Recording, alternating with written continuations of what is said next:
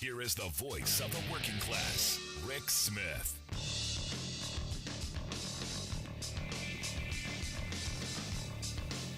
And welcome, brothers, sisters, working class heroes. This is the Rick Smith Show.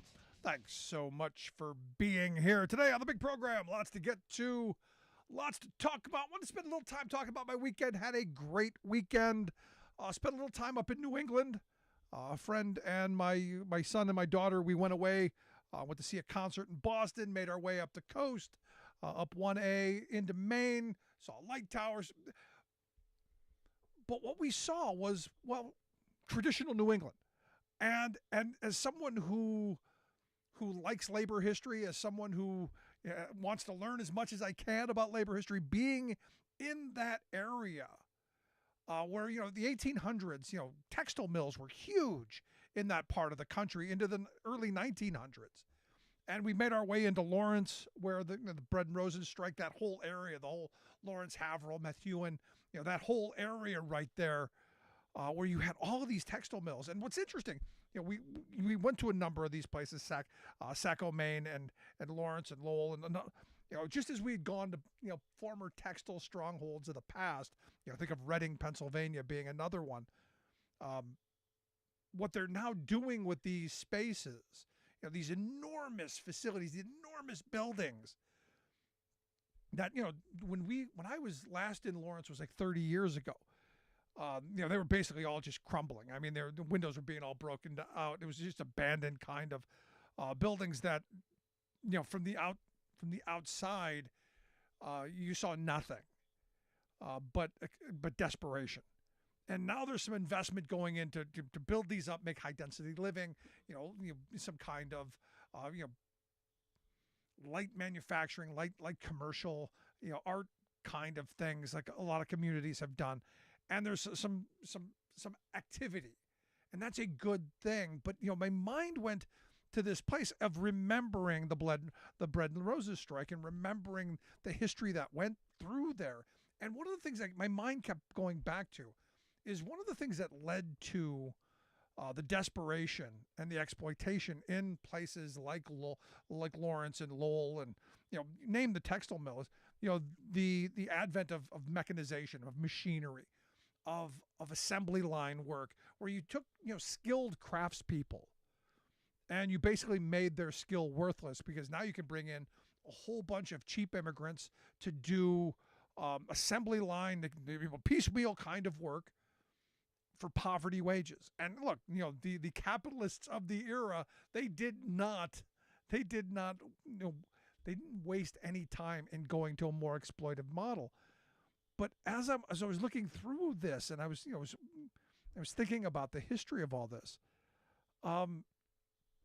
we're kind of in a weird moment like this as well, because we're going through a major technological change period. I mean, with AI and all of the automation that's coming, this push. And one of the things that I had forgotten about the Bread and Roses strike is that January 1st of 1912, the state of Massachusetts actually passed a law, capping the number of hours that these women could work in these textile mills from 56 down to 54. And the people were upset because, the companies were going to cheat them out of those 2 hours. They needed all of those hours to survive. And even then, understand, not a great existence. So we're talking bread and water, basically. Which is why out of this strike, why it was called the Bread and Roses strike. Bread, yes. Our labor should bring us at least this, but something better. Bread, yes, but roses too. Being the call of this strike. And it got me thinking about, where we're heading and why history is so important. And look, these were horrible, horrible conditioned places where you had, in owners, the CEOs of the day thrilled at the ability to have exploitable labor, cheap, exploitable, domestic, local labor, good, cheap, young, exploitable domestic labor, good, cheap, young, exploitable women and girl labor. And they put them into their sweatshops. And you look at some of the numbers that come out of this. And I looked it up today when I was sitting thinking about this, where, half of the workers in the mills there were females between 14 and 18 years old. And you go, Target much? Yes. And in fact, some of them, a large percentage, under the age of 14. Now the rules were you couldn't have them under 14. That they kind of put that into place, but nobody ever really cared about that number. And this is what stuck with me. This, they were falsifying birth certificates so that they could get, 11, 12, 8, 9, 10-year-olds into the mills because the families were desperate. They needed to be able to keep a roof over their head, food on the table. They needed more people in the workforce. So you created this environment where cheating was a must. I mean, you had to do it. And I look at where we're going today. In fact, I was just reading a story over at the Washington Examiner, a right-wing rag in my view, but they're honest. You got to give them credit. The headline: Arkansas just made child labor easier, and that's a good thing. And my mind was kind of in this bread and roses era of sending kids off to the mill to have to work in dangerous conditions. Because understand, these were grueling, dangerous, brutal jobs. Life expectancy, and this blew me away. The average life expectancy for the people of Lowell was 39 years old. Half of the children died. Half died before they were 6 years old. 36% of adults who died, who worked in the mill, died before they were 25 years old. And you stop and you think about this and you go, but Rick, we're so much better than that. And you go, are we?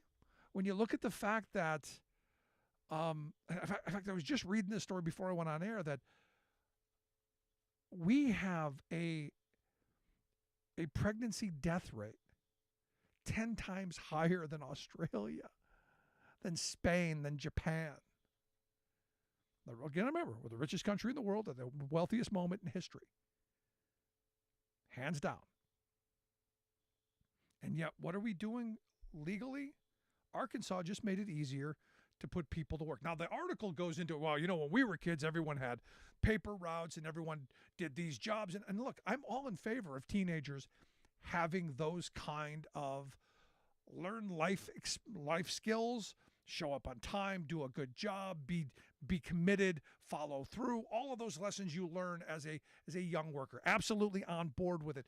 But where you're moving into an environment where, like in 1912, that 8, 9, 10-year-old's income was what the family needed.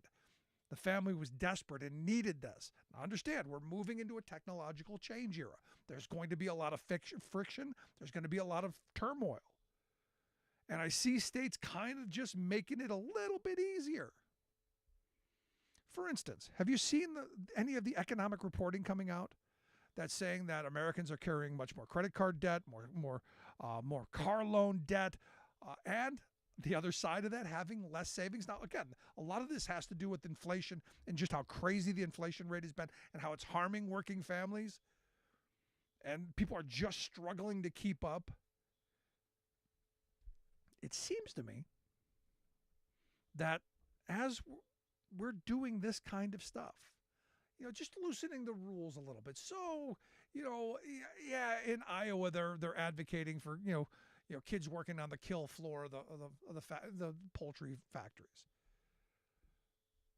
What it seems to me, and this is where the struggle I have with this is, as we move towards the next great recession / depression, because all the numbers seem to be going in the wrong way. We've got a Federal Reserve making all the wrong decisions, I think. You've got a Republican-led Congress hell-bent on hamstringing our ability to deal with anything in the future.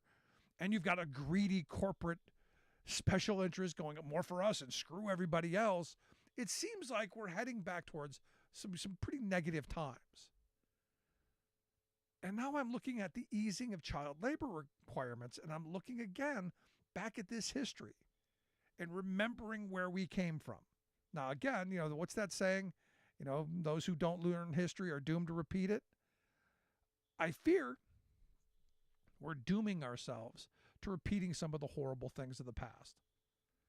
And that comes to the fact that we haven't had major labor law reform in this country to help workers fight for better wages, hours, and conditions so that they can weather these inflationary storms. So that when technological changes happen, they have a voice at the table, because it's going to happen. Much like it happened to these textile workers throughout New England. I mean, you think of the textile industry in this country. They went from skilled craftspeople, individuals selling their wares, to corporations, an owner, a corporate boss, figuring out how to bring them all in-house, and then figuring out how to take their skills and turn it into assembly work, and bringing in the cheapest labor and most exploitable labor you can get to pump out all of their units. And then on top of that, controlling all of their other needs, their housing. Because if you look at Lawrence, it's set up as a factory town where all of it's centered around this giant behemoth of a building where everybody was attached to that. Healthcare, education, groceries, all your personal needs, all controlled by the owner class. I fear we're moving somewhat back in those directions. And for me, this weekend was one of those moments of how do we deal with this? And I think that our elected leaders, especially in red states, are making all of the wrong decisions. Instead of strengthening labor requirements, we're loosening them. Instead of regulating things a lot better, we're deregulating. Because, hey, corporate America, they're going to do what's in their best interest. Yes, make profit for themselves. We've got a lot of work ahead of us. Want to hear your thoughts. Have you ever been to Lawrence? Have you seen these giant factory places and the devastation after they've been closed? I want to hear your thoughts. Email me, rick@thericksmithshow.com. Quick break. Right back. Stick around.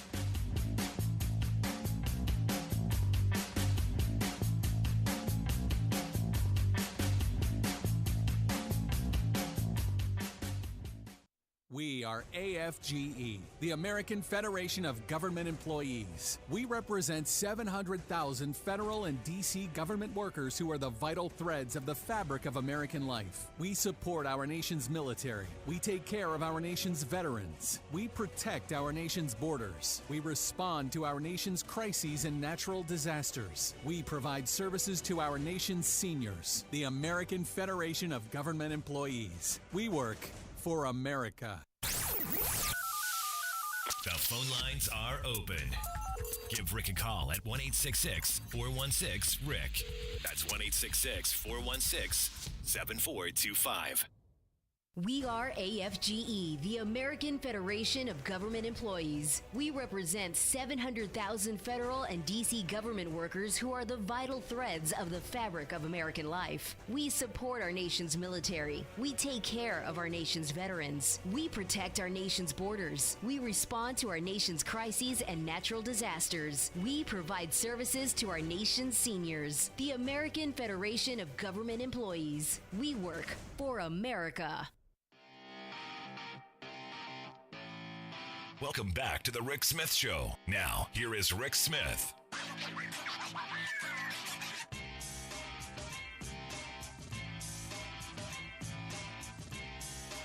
So, again, I come back to this, and the policies that we've moved on are, I think, are moving us in the wrong direction, be it the Fed's policies, these Republican states loosening child labor laws, and in fact, we forget what the past really was about. I think we're moving in the wrong direction. Let's quick go to the phones. Got Alice on one. Alice, how we doing?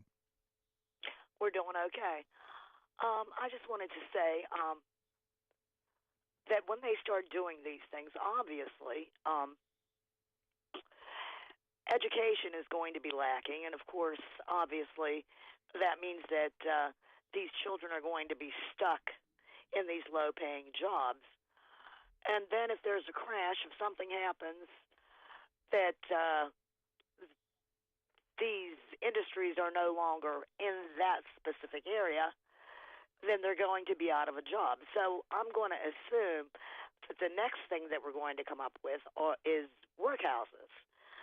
And my cousin got her hands on the records of the workhouse for the little county that we live in, and she is going to be transcribing the names, and then I am going to be doing the research, and we're going to actually write a book. Good. About these people and how they were used and abused. And I actually found out that I had a relative, I guess it would be like a 3 times great aunt, that had been put in this workhouse. And when she died, they took and sold her body for scientific purposes. I have the death certificate. This is in the 30s. Yeah. So, we're going backwards. So apparently when they say they want to live in the old days, they're talking about 11th or 12th century. But have a good evening, Rick. Thanks so much, Alice. Appreciate it. No, I mean, I'm waiting for workhouses to come back, debtors' prisons, because we're all going to, sadly, a lot of people are going in debt just to make ends meet. And I go back to that battle cry. Bread, yes, but roses too. The idea that life is more than just your work, and that your work should be able to get you something more than just the bare minimums. It's just well, again, this is where we're heading, and they're not shy about it. Speaking of not shy about it, over the weekend, the former president Donald Trump said that he was going to be indicted. Again, you got to give this guy credit. He is masterful at manipulating the media. He doesn't know when this is coming, but he's again trying to rile the base. And what was interesting to me is, summonsing the mob. I was up in New Hampshire, live free or die. And there were no militia people out taking back the country. I didn't see the mob defending his honor. Just crickets. I saw a lot of social media posts, a lot of it, but I'm not seeing the mega militia, the MAGA militia out there taking back America. Most of them, I got to think, most people don't really care. But what it got me thinking about? It got me thinking about the Reagan era.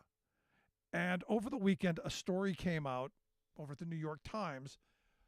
We've all heard the phrase October surprise. We've all heard this. And it goes back to 1980. Operation Eagle Claw. Carter went to send, choppers and the military in to rescue the hostages in Iran, and it failed miserably. And there was a lot of conspiracy around why and how and all of that stuff, but it failed. And had that succeeded or been allowed to succeed, and I've heard conspiracy theories all up and down the row, I believe he'd have been reelected because he was painted as someone who was weak. He needed that to go well.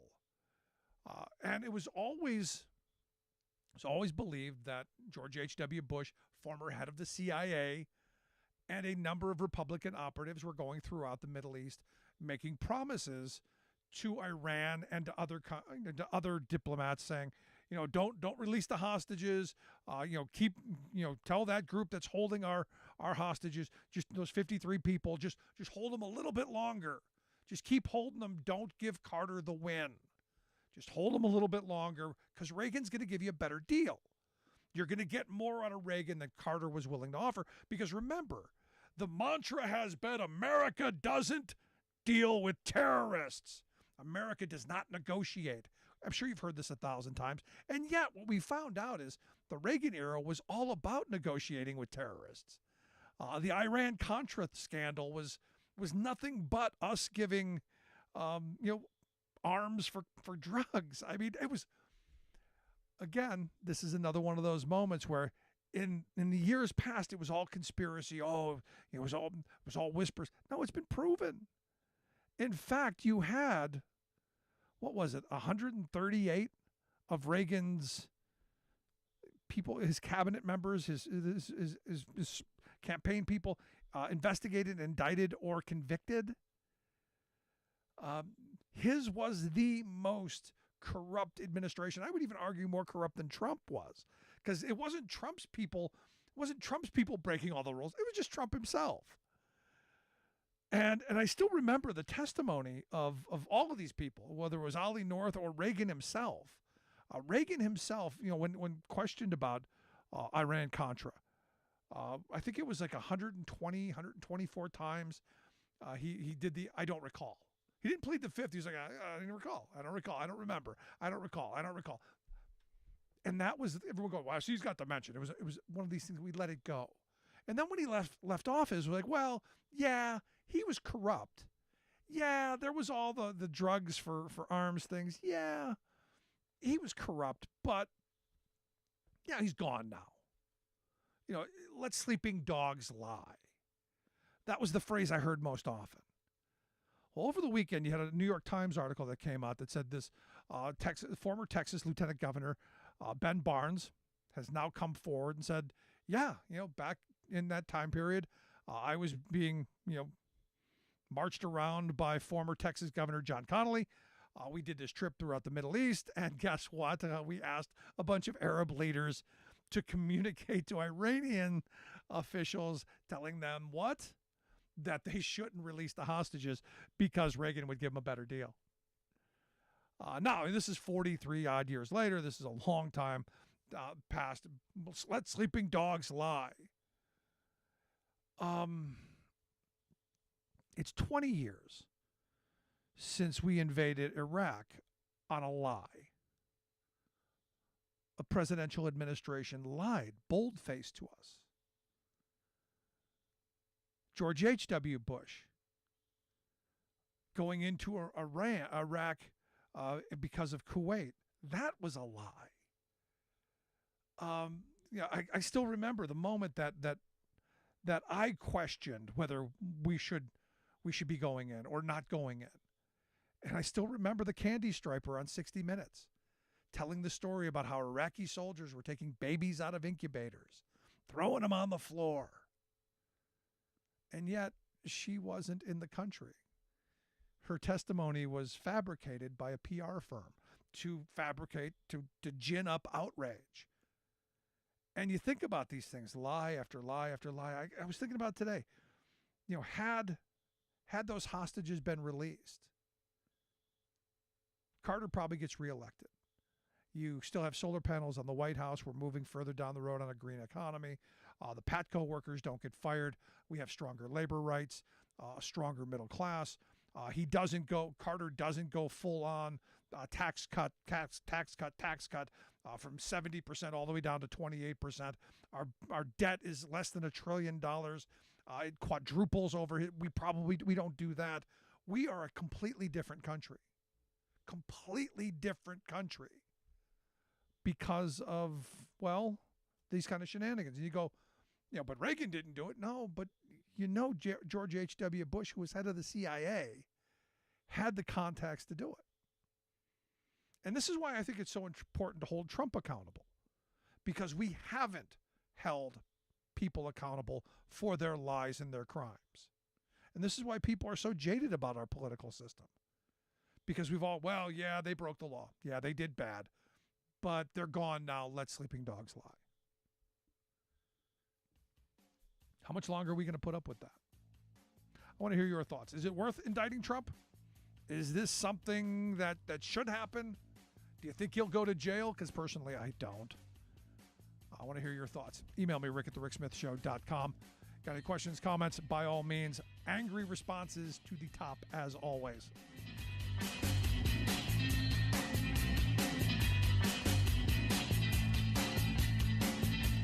I'm Rick Smith, and this is Labor History in 2. On this day in labor history, the year was 1905.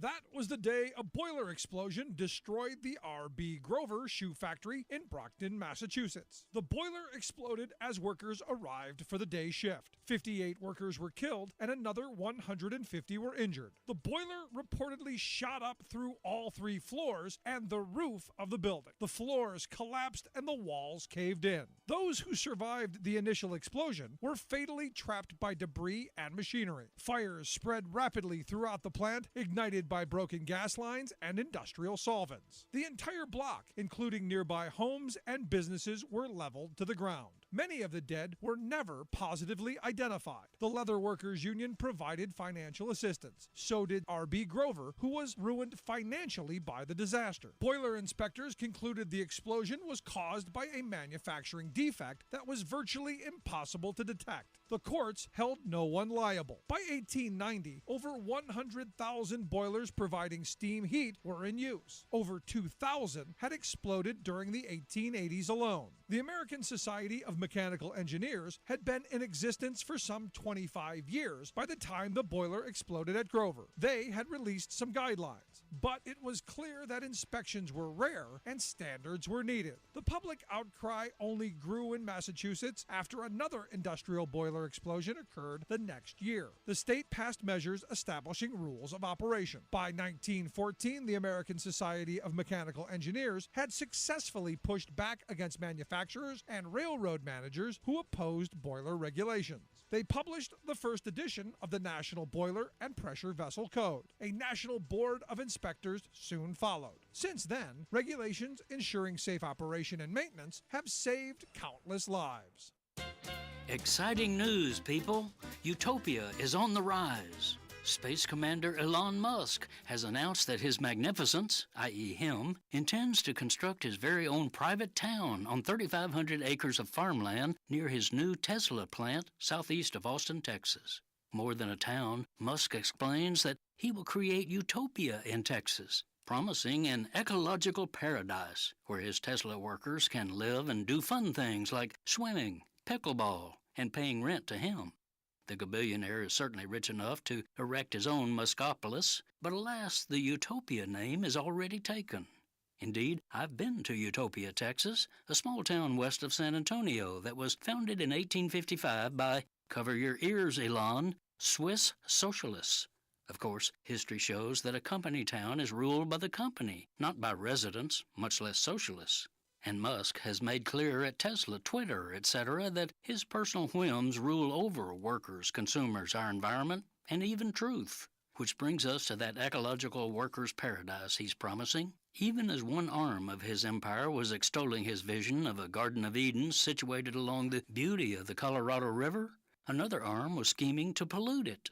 Musk is asking Texas corporate control regulators to let him use the site to dump 140,000 gallons a day of his industrial wastewater into the Colorado. Excuse me, but that turns Elon's ecological paradise into a fraud. Worse, it adds up to Musk pouring 50 million gallons a year of his waste into the river, fouling the main water source for dozens of towns and hundreds of farms downstream.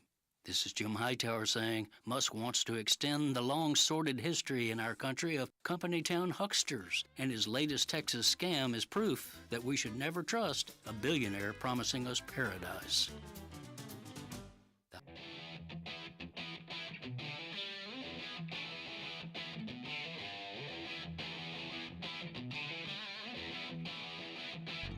Welcome back to the Rick Smith Show. Now, here is Rick Smith.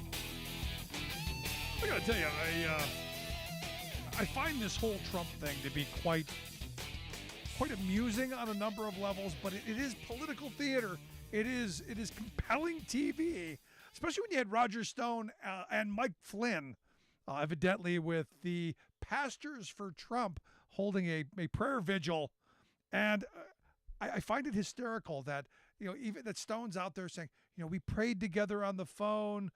Trump's a man who is completely without fear because he puts his faith in the Lord. I'm going, really? Does anyone buy that even a little bit? I know they're playing for a specific crowd. I know that messaging is supposed to be for the people that might support Mike Pence. But does anybody actually believe that?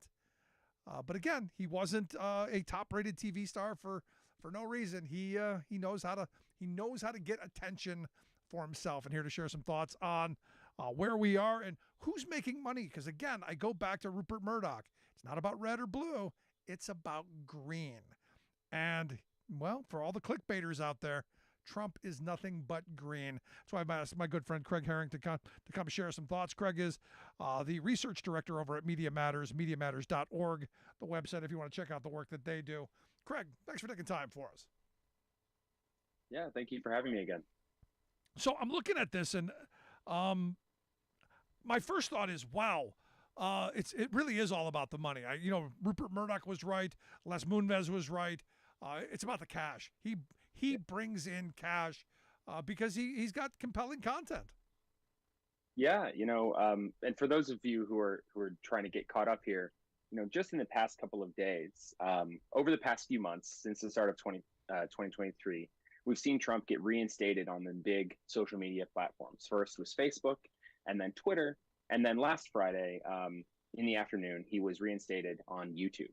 Now, YouTube is very important for Donald Trump personally and politically.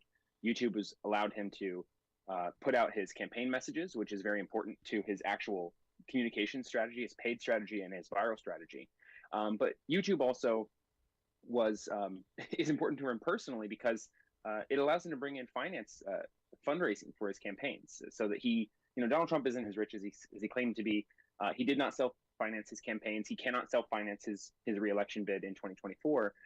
But he needs to be able to reach eyeballs, and he needs to be able to put paid advertisements out on platforms like YouTube, Facebook, Twitter, and he needs to be able to have viral and organic reach through those social media platforms to their collectively billions of daily users.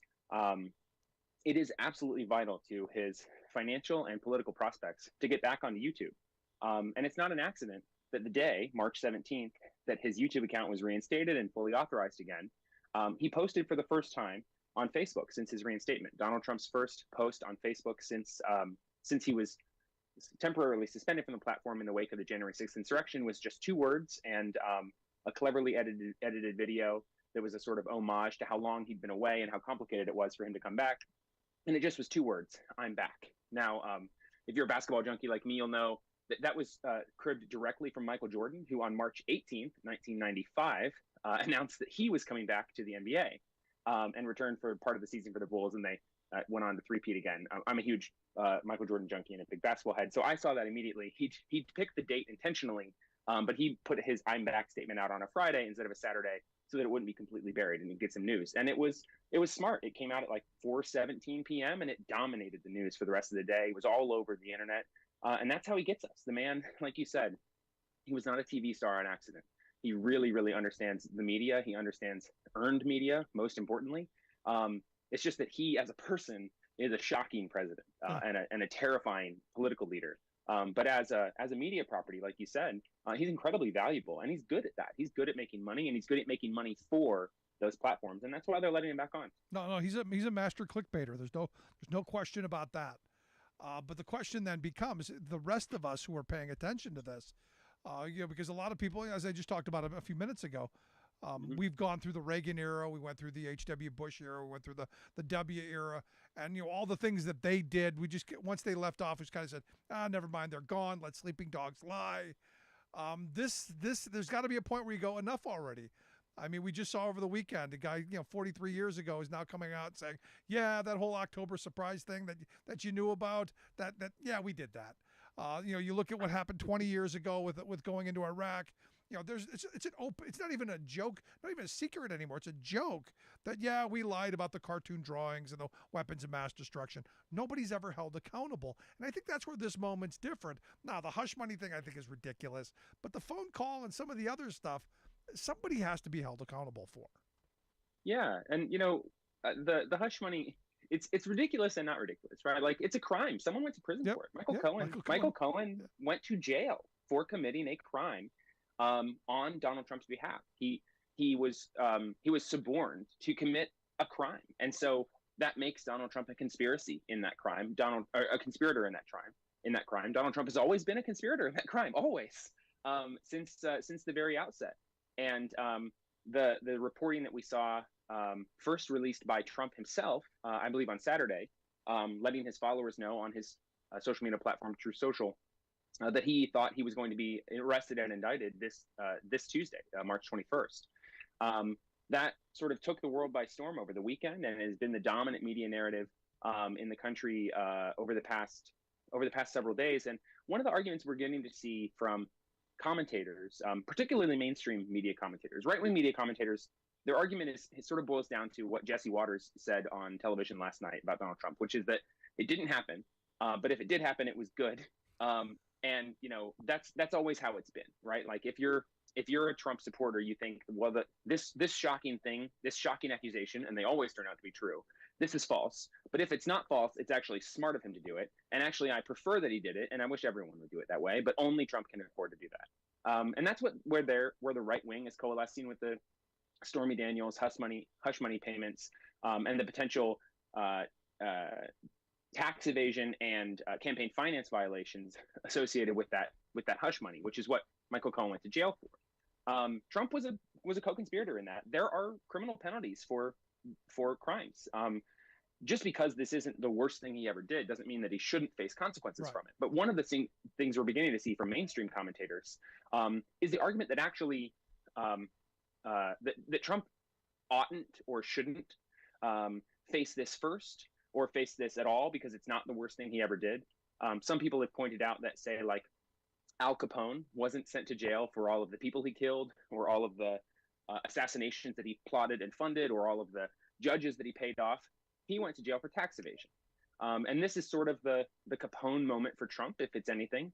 But what remains to be seen is whether or not he'll be arrested, whether or not he'll be indicted, whether or not he'll be arraigned, whether there will be a public spectacle, and what the response from the right wing will be. We know what the right wing wants their response to be, which is loud and proud.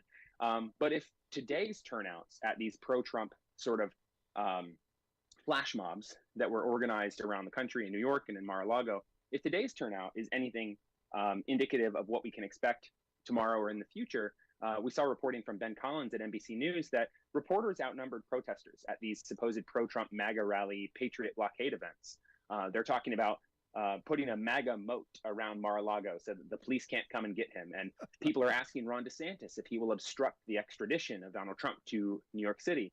And of course, New York City is widely seen as a Democratic stronghold, but there are millions of Republicans in the New York City metro area as well. And they're calling on each other to go out to the courthouse and surround it and prevent the sort of orderly processing of Trump's arraignment, indictment, arrest, et cetera, which is very similar to what we saw, of course, on January 6, 2021, with the besieging and sacking of the United States Capitol building. But it remains to be seen if people will actually show up to this. One of the things that Media Matters has been circulating is guidance to allies and other research organizations and media organizations explaining some of the right-wing media phenomena that we're seeing. And because over the past 2 years, the right-wing media has tried so hard to distance itself from the legal consequences of January 6, 2021, we actually see that they've kind of undermined their own organizing ability with their capacity to put together these big rallies, because essentially everyone in the social network of these right-wingers who might turn out is worried that someone else is working with the feds, right? Everyone who sacked the Capitol building, when it was 1 p.m. on January 6, 2021, Laura Ingraham was on Fox News cheering.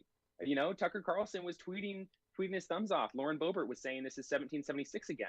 But by that night, when people had started to be arrested and processed, and when the depictions of the violence and the really shocking spectacle of that day were just etched into our national memory and were broadcast internationally live for hours and hours that day, all of a sudden it was Antifa actually did this. People dressed as Trump supporters did this. The people who were motivating and instigating and organizing this were actually undercover federal officers, not earnest Trump supporters. And because they've laid that groundwork and repeated those lies over and over and over for 2 years, they're actually having a lot of trouble organizing and motivating people to come out to these events. That doesn't mean they shouldn't be that they should be taken lightly, but it is a real catch-22 that the right wing has found themselves in. They've undermined their own base very significantly with their responses to January 6th, and that might be the thing that is undermining their ability to put people in the streets and create the MAGA moat and the Patriot blockade that they're talking about right now with Donald Trump's potential arrest. Is it also possible that some people are looking at this and going, maybe there's some truth in some of this? Maybe we should be holding the rich and powerful accountable for things that they actually did? Because, having had some conversations with Trump supporters over the weekend, a lot of them weren't motivated. I mean, you going out and taking the country back, getting the militia suit on and going and marching in the streets. And no, they got to go to work Monday morning. They got lives to lead. How much of this is that as well? I can't speak to the motivations of any of these individuals or the mob en masse, but I could point to some indicators that may be correct. How did Ron DeSantis respond to these reports that Trump might face an arrest and indictment? He made sure to include the word porn star as much as possible and hush money as much as possible and say, I don't know anything about this stuff that some other politicians might know about. I don't know how this works, but it's cockamamie and these are low consequences. This is a George Soros DA, and he's doing all of the dog whistles and all the games and gimmicks. But Ron DeSantis, if he decides to announce his run for president, he needs to steal a huge chunk of Donald Trump's core base. And it seems as if he thinks his play is to reach out to those people who are just exhausted by the Stormy Daniels-ness of Trump and tell them, I'm the right-wing authoritarian you can trust. I'm the one who isn't going to bring you, who isn't going to make you ashamed to wear my hat around in public. Yeah, you're not going to wear the hood. You'll wear the hat. Yeah, you can wear the white face mask, but not the red hat. Whether or not that works, whether or not his ploy is correct, remains to be seen. Maybe we'll start to find out tomorrow. But that certainly seems to be his tactic, and that might indicate some truth to your intuition that a lot of people are fed up with this. And I know you're not speaking just of intuition. You have an actual anecdote. You've talked to real people. He's talked to real people too, and I believe that that's probably part of his motivation. Whether or not that's going to succeed with the right-wing media, which don't seem to be quite exhausted by Trump, that remains to be seen. No, because they're making money off of it. I mean, at the end of the day, this is about getting ears on the radio, eyes on the TV. People reaching in their pockets to buy flags and newsletters and all of this stuff. He's an industry, and he's delivering. And that's absolutely true. If you go to the website MediaMatters.org, we have a clip from Sunday's edition of CBS's Face the Nation. And NYU media ethics professor Scott Galloway was on Face the Nation talking about the reinstatement of Trump and what it means.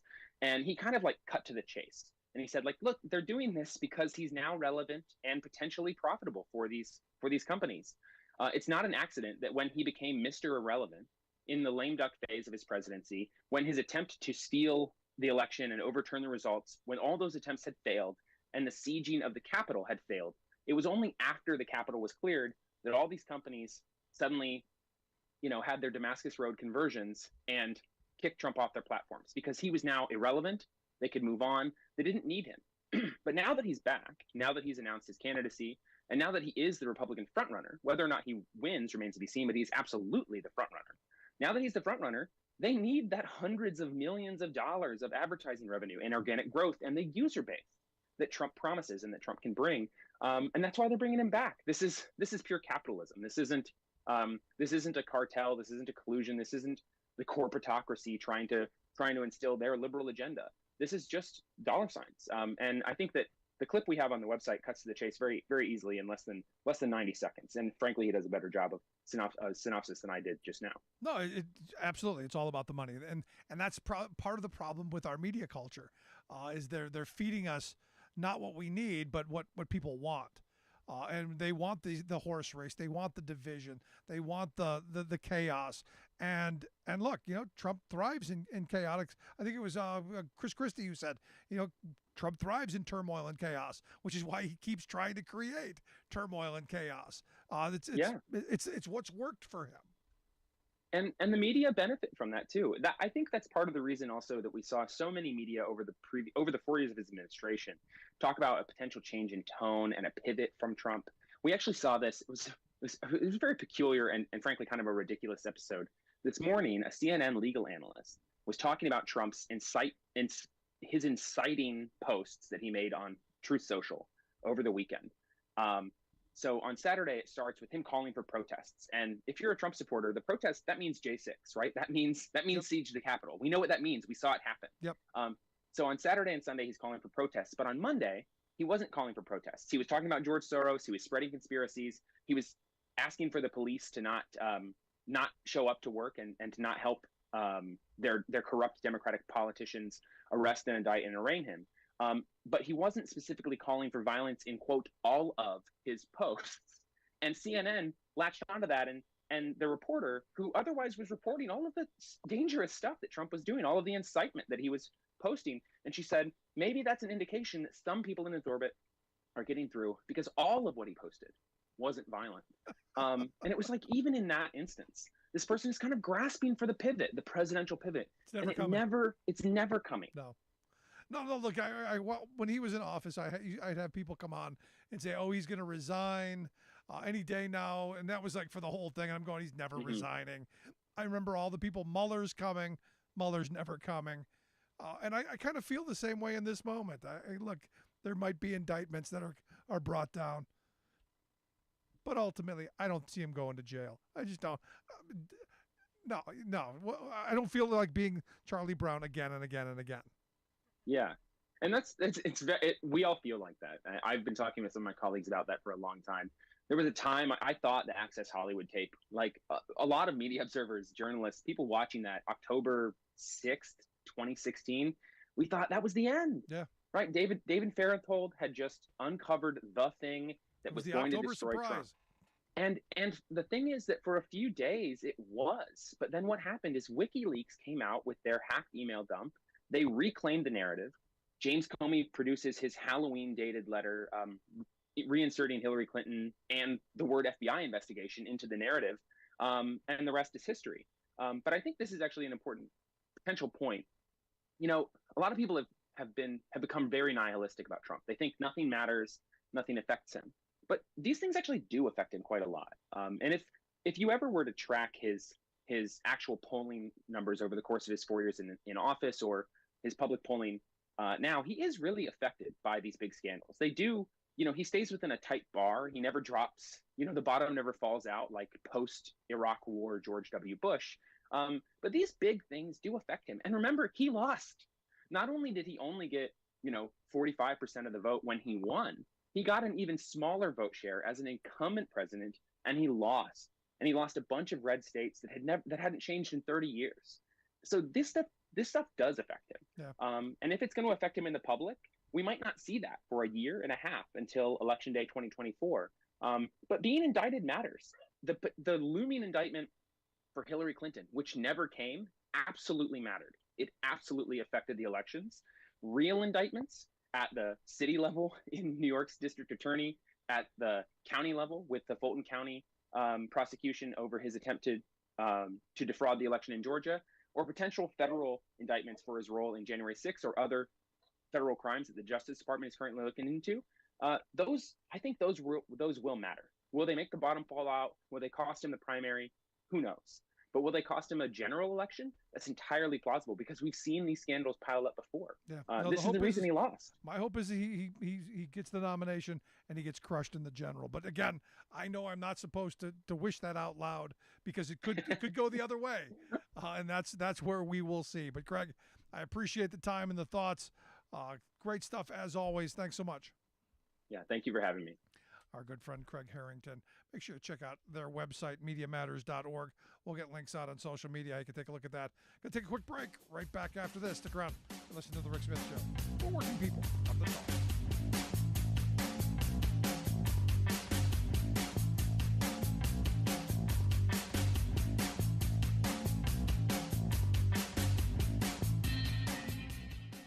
I'm Rick Smith, and this is Labor History in 2.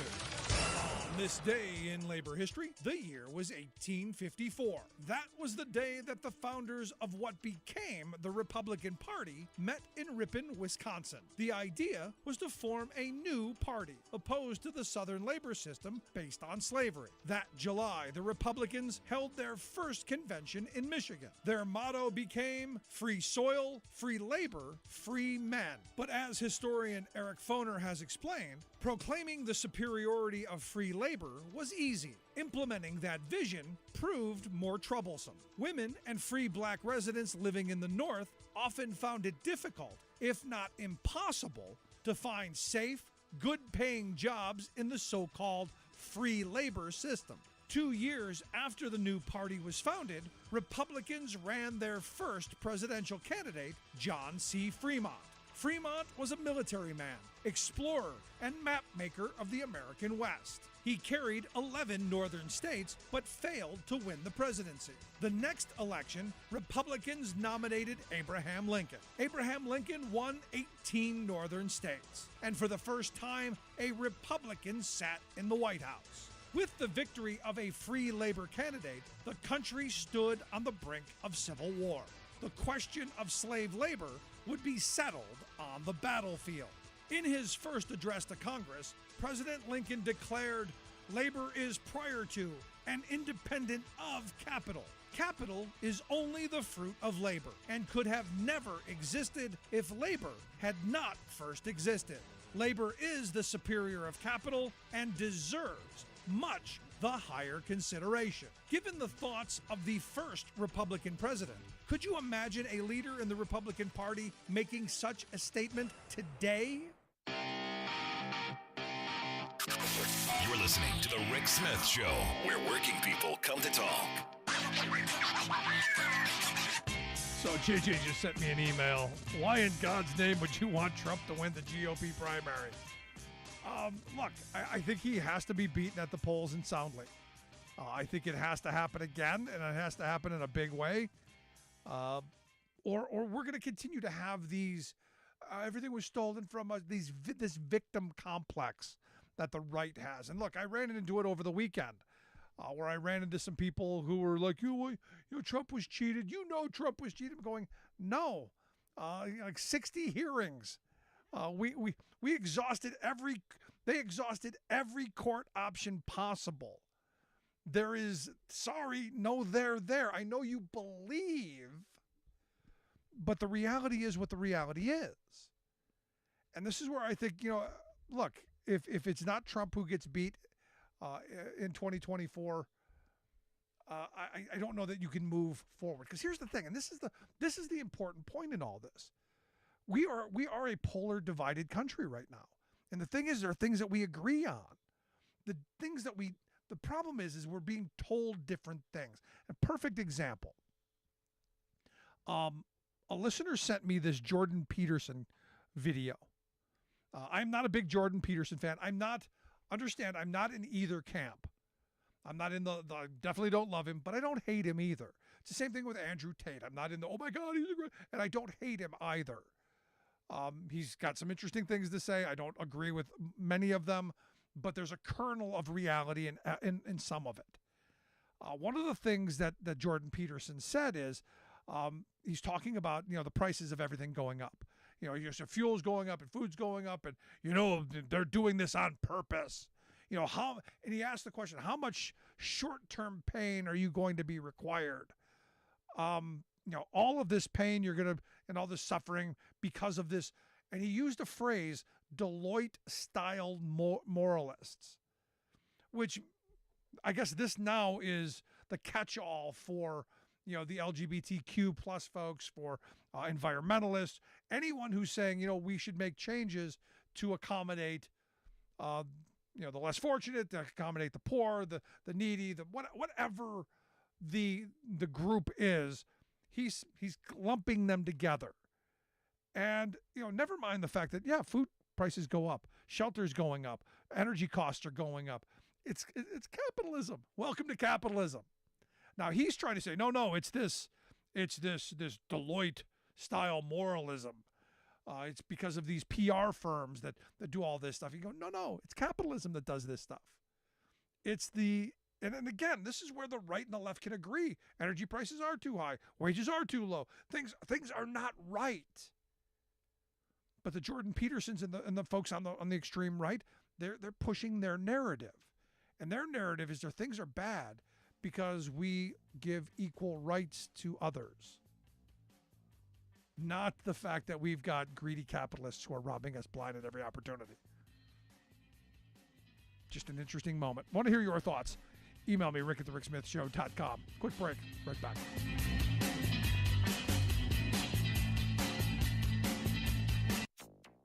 Folks, this is a tremendous step forward in the right direction. Biden administration moves to lower levels of forever chemicals in drinking water. This lawsuit is designed to make sure that Norfolk and Southern keeps their word to the people of East Palestine and the people of Ohio. Ohio sues over chemical train derailment. Plus, one state generates much more renewable energy than any other. It's California. It's California, right? It is not California. It's not California? All of those stories and more straight ahead from BradBlog.com. I'm Brad Friedman. And I'm Desi Doyen. Stand by for 6 minutes of independent green news, politics, analysis, and snarky comment. If we don't keep the temperature from going above 1.5 degrees Celsius raised, then we're in real trouble. That whole generation is damned. Damn. I got nothing snarky to add. This is your Green News Report. Okay, Desi Doyen, welcome to Generation Damned. What do you have for us today? Well, first up, February 2023 was the planet's fourth hottest February on record since global record-keeping began in 1850. That's according to both NASA and NOAA. Rising global temperatures do have cascading consequences. In southeastern Africa, unrelenting tropical cyclone Freddy, the longest-lasting tropical cyclone on record at nearly 40 days, has now killed more than 200 people across Malawi, Mozambique, and Madagascar, with hundreds more injured and scores still missing. Freddy has accumulated more energy over its journey across the Indian Ocean than an entire U.S. Atlantic hurricane season. And it's still spinning at this point? It does appear to be on its way out. A new United Nations report warns that climate change has had a devastating impact on Africa's economies. African countries now spend nearly 10% of their budgets on response to extreme weather disasters, and that is expected to worsen in coming years. Unusually warm waters in the Atlantic Ocean have created the largest annual bloom of sargassum seaweed ever observed. That sounds nice. Is it? No, it is not. It's 5,000 miles long and 300 miles wide. It can be seen from space. It's already hitting beaches in the Florida Keys and along the Gulf of Mexico. The thick seaweed wreaks havoc close to shore, blocking light from reaching corals and impacting air and water quality as it decomposes. But Florida's Gulf Coast is already grappling with a toxic red tide algae bloom that has caused dead fish to wash ashore in droves and forced the cancellation of events due to the risk of respiratory irritation for humans amid the busy spring break tourism season. Florida sounds great. In the East Palestine, Ohio train derailment disaster, Ohio Republican Attorney General Dave Yost has filed a lawsuit against railroad company Norfolk Southern to ensure it pays for the cleanup and environmental damages. The suit seeks damages and civil penalties, alleging multiple violations of state and federal law in last month's train derailment that released toxic chemicals over the town. Among the things we note in the complaint are Norfolk and Southern's escalating accident rate. It's up 80% over 10 years. At least 20 Norfolk and Southern derailments since 2015 have included chemical spills. Gosh, it's a shame the last Republican president did away with all those railroad regulations, isn't it? But some good news. Good. Biden administration EPA Administrator Michael Regan was in North Carolina this week proposing the first ever standards to limit notorious forever chemicals in drinking water. Known as PFAS for short, the synthetic chemicals are used in numerous industrial and consumer applications and are ubiquitous in water systems. PFAS chemicals linger in the environment and the human body and lead to serious health problems. Environmental groups welcomed the action, saying the standards will help reduce harm to people, but Dana Sargent of North Carolina's Cape Fear River Watch explained to a local news station that further action is necessary to address the source of PFAS pollution. This type of regulation does not hold polluters accountable. It does put the burden on the community and the utilities to pay for upgrades, but these are the starts that need to happen. So this is an absolutely crucial step in this colossal fight. Finally, one state generates much, much more renewable energy than any other, and it's not California. What? Inside Climate News reports on new data on the nation's electricity mix that shows one state is really the nation's clean energy leader. According to the Federal Energy Information Administration, Texas has produced more electricity from renewable sources than any other state for several years running, thanks largely to its massive wind energy projects. But Texas is also quickly closing the gap with solar energy leader California on construction and deployment of utility-scale solar power. Texas. Texas. Who knew? For much more on all of those stories and the ones we couldn't get to today, check out our website at greennews.bradblog.com. Are you tired of think tank approved corporate news and commentary? Are you tired of CEOs telling you what to think, who to hate, and who to vote for? Well, welcome to the Rick Smith Show. We don't take orders from some boardroom, and we don't do focus groups or talking points. We don't work for them, and we never will. I'm Rick Smith, and I work for you. Join us daily at thericksmithshow.com and download the podcast and never miss a minute.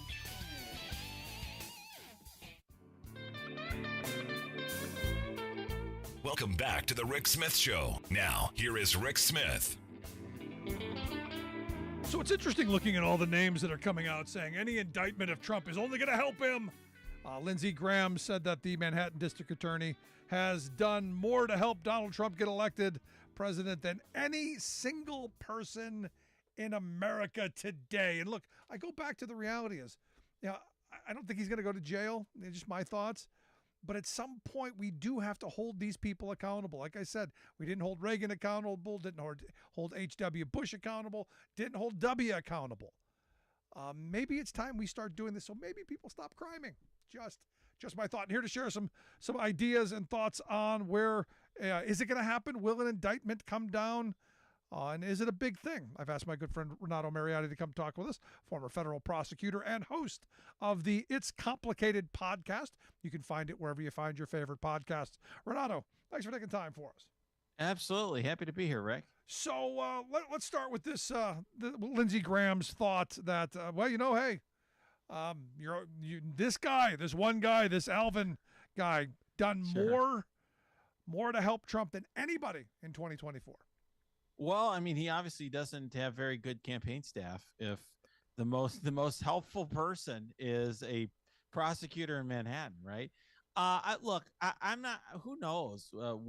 I can't predict what the Republican base is going to do. I mean, these are the same people who decided it was a great idea to storm the Capitol and, dress up in costumes. So who knows what's going to motivate those people to do anything? Here's what I know.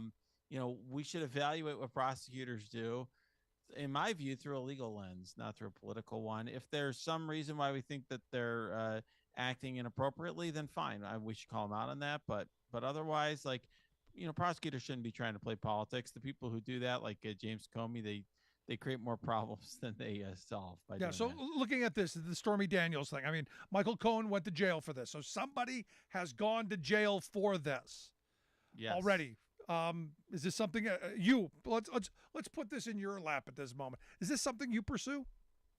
Candidly, I would not probably, unless there's some new evidence that we haven't heard of. It's something I wouldn't pursue. I think there are some really strong cases out there, like, the Mar-a-Lago documents case, January 6th, and so on. This wouldn't be a high on my list, but I don't know what evidence Bragg has. I'm going to judge it once I see the indictment and I see the evidence. I don't prejudge it. I mean, one thing I've seen a lot on the right is, there's this knee-jerk reaction, like, it must be, must be political, it must be weak. I don't know that. Frankly, if Trump shot somebody, they'd say the same thing, right? So let's see what the evidence looks like. But it just, on its face, man, it just seems it's an older case. I have questions about why he's resurrecting it now. It seems weaker than the stuff he passed on earlier that Leticia James ended up picking up, that fraud stuff that the guy wrote the book about, one of his former prosecutor. So I have questions about, what's going on and why he decided on pursuing this case. Yeah, see, I look at this and I'm going, well, what's the worst that happens? I think he'll get a fine and slap on the wrist, even if it ever does go to trial. Because bookkeeping fraud, is that a big deal? I mean, it can be, but it's just the underlying crime here. I mean, here's the thing. It's a misdemeanor unless there's an underlying crime under New York law. What's the underlying crime? They're saying campaign finance violation. That seems novel to me. Let's just put that. I'll just use a kind word. It seems novel. So let's see what the evidence is that it's a campaign finance expense. It just seems like the sort of thing that's going to generate big legal challenges. Obviously, Michael Cohen, I've been on his podcast. He's an entertaining guy, but, don't know if he's the strongest witness on earth. So there's a lot of issues with this case. Like I said, not necessarily my first choice of case, but the way our system's set up, every prosecutor makes their own decision. It's not like Jack Smith in Washington. It's like, well, I get to veto this. This is not how the world works, right? No, it's not. But you brought up the Mar-a-Lago situation, and you got Bill Barr, the former Attorney General, saying that. This was just today, I guess, in the Hill, that there probably is a legal basis, a legitimate basis for indicting Trump on these charges. Do you think he's right? Absolutely. I think that case is, it really looks like a putt-putt sort of case for prosecutors. It's like the opposite of the Manhattan DA's case, right? I mean, I don't think you need to convince a jury that, scurrying away with classified documents and refusing to return them when the government's demanding them and sending you letters and subpoenas and making personal visits, like that there's something wrong with that, right? It's just like common sense. Like the average juror is going to be like, yeah, that seems really like a bad thing. Everyone knows you go to prison if you try to take and keep classified documents. And it's like, what's your defense, right? Like, it's like a drug case. Like you have the drugs, right? So this guy had the documents. Like, what do you do with that? Like, It's just a much easier case, in my opinion. It's just a question popped in my head. How are you going to get jurors for this case who are not going to be tainted one way or another? How would you go about picking a jury pool? I mean, I got to think everyone's got an opinion. I got to think everyone's heard about it. I got to think it's all. I mean, I've watched Law and Order on TV. This has got to be tough. Yeah, it is tough. There's no doubt about it. I mean, this would be one of the most difficult jury selection processes ever. But just to be clear, so everyone understands, the point is not to find jurors who are living under a rock or don't watch, any TV or read any news or anything like that. It's to find people who can be fair. And so there'd be a lot of care put in to try to suss that out. The problem is that even if people say they can be fair, they can have their own, private views. I mean, in the Manafort jury, there was at least one juror who felt really strongly about Donald Trump, and but ultimately she convicted. Now, that's why you want to bring cases that are so strong that it's just undeniable to the jury. If you sit there for weeks and you listen to the evidence, you feel compelled to vote guilty. That's the sort of case that really should be brought in this circumstance. Now, this is a big one, but also you look at what's going on in Georgia. I mean, we all heard the phone call. I mean, just look, again, I'm not a legal expert, but that sounds criminal. I need you to go and find me what I need. I don't care what you do with them. Just find me what I need. That seems like, I don't know. That seems a bit too far. Well, I think what we haven't heard, Rick, are there's supposedly other recordings. Right. I mean, apparently he called the Speaker of the House in Georgia and had a similar conversation. I think that's really what I find interesting. So I'll just tell you, Rick, if it was just the one phone call with Raffensperger, I think a good defense attorney could argue there. There's he's a word salad. Trump always is a word salad, so there's different things you could pick and choose. But when there's a pattern of activity, that's what I think really makes it strong. That's always when you're a prosecutor, you're looking for a pattern of activity. You get, when I used to go after fraudsters, tycoons. Oh, I didn't read this document. I just signed it. Yeah, I don't pay. I'm so busy. I just sign everything put in front of me. Okay. Well, what about this one and this one and this one and this one? You kind of confront them with so much stuff that they can't explain it all the way. And that's what I'm interested in seeing. I mean, I'm reserving judgment with the Georgia case too, because I want to see the evidence, right? We've seen this kind of goofy four-person. Put her to the side. Let's see the evidence. Right. And if there's a bunch of recordings and lots of great testimony there, well, then that could be a strong case. Yeah, no, if you had to pick your case, if you were you're the dream prosecutor, from what we know, which one do you take? Do you take the Georgia one? Do you take the classified information one, or the stuff that's being done around January 6th? I take the Mar-a-Lago documents case.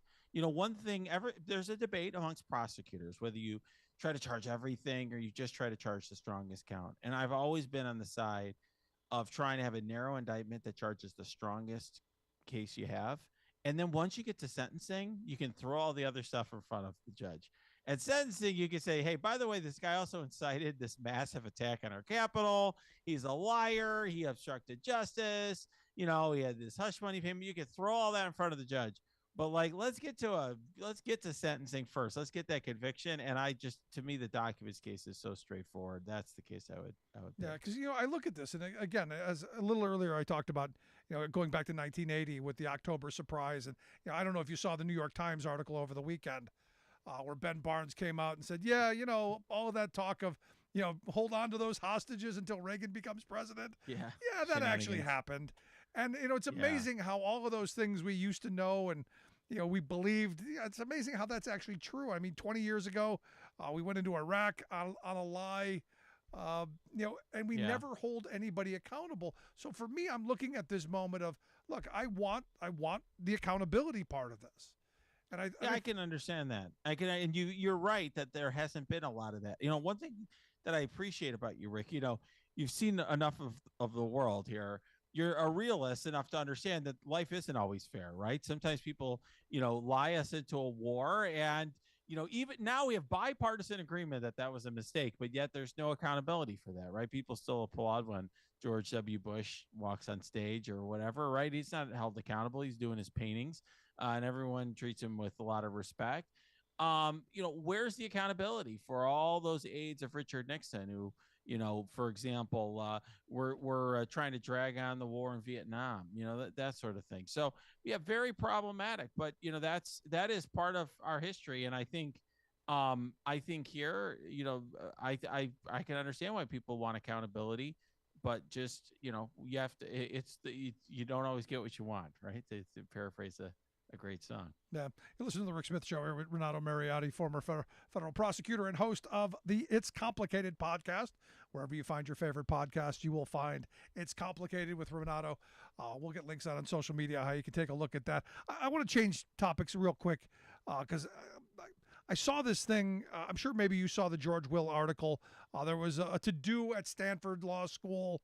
A judge, a Trump-appointed judge, went to give a speech to the Federalist Society, and there was a big protest and a whole thing that went on all over social media. And George Will, made a big kind of to-do out of it. And even I was like, there's a better way of doing this kind of stuff a little bit. I would like to see a point. But I saw Ted Cruz took it even further than just words in a newspaper or, on a talk show. He's actually going to the Texas bar and saying, hey, you should do something to the Stanford class of 23, 24, 25 because of what they did to this Kyle Duncan. I'm curious your thoughts around this.